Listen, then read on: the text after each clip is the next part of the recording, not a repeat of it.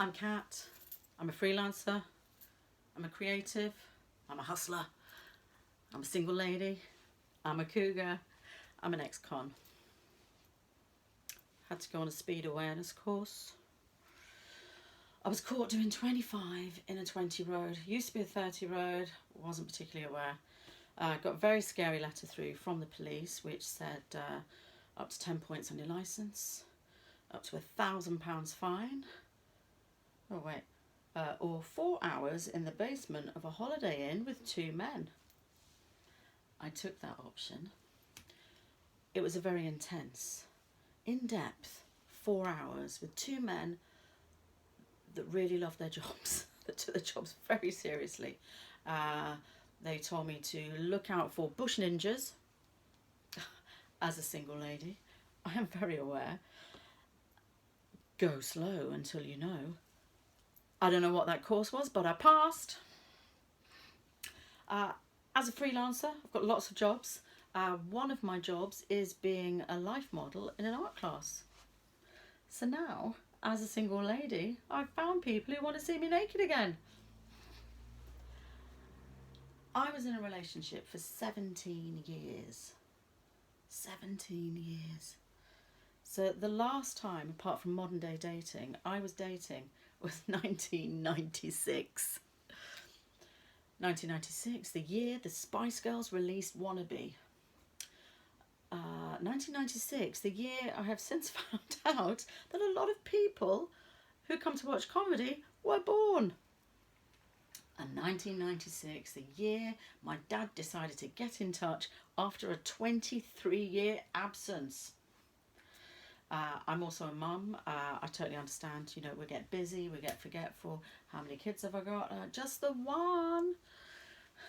So when I went back out dating, I found I got a bit addicted to those computer games where you sometimes win sex. A friend said, no, you can't do this. You have got to go on a reputable dating site. Don't waste your time with all these losers. So I threw my money at Guardian Soulmates. I filled out the 45-page questionnaire to find my ideal mate, and I sat back and waited for that first message. Are you into rimming? I had to Google it. No, I'm not, but thank you very much for asking. I did match with a guitarist. We went out, we had a wild, passionate, romantic time. Until 2 weeks later he ghosted me. I then went out with a drummer. This was purely by coincidence, it's not a specific app, but what an awesome idea. He was lovely, we went for lunch, we messaged a lot, and then the guitarist got back in touch again, aka zombied me.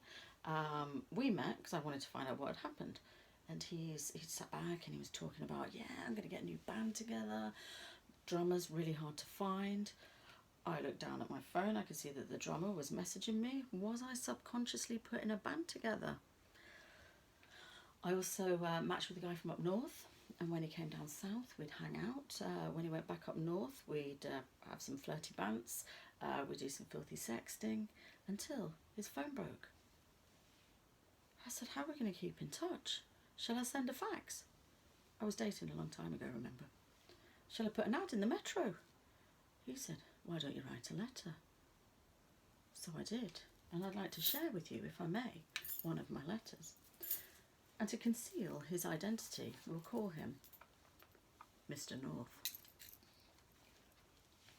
Dear Mr. North, I don't know about you, but I often feel that my first coffee can determine what the rest of my day will hold.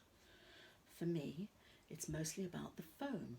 Once I grip that hot cup in my hands and take in a deep breath, the anticipation starts to build inside me, wondering what is going to fill my mouth. I like to dip the tip of my tongue in and around the small slit in the lid, toying with any froth that's already poking through. Then I'll put my lips around the same hole and start to suck the liquid through.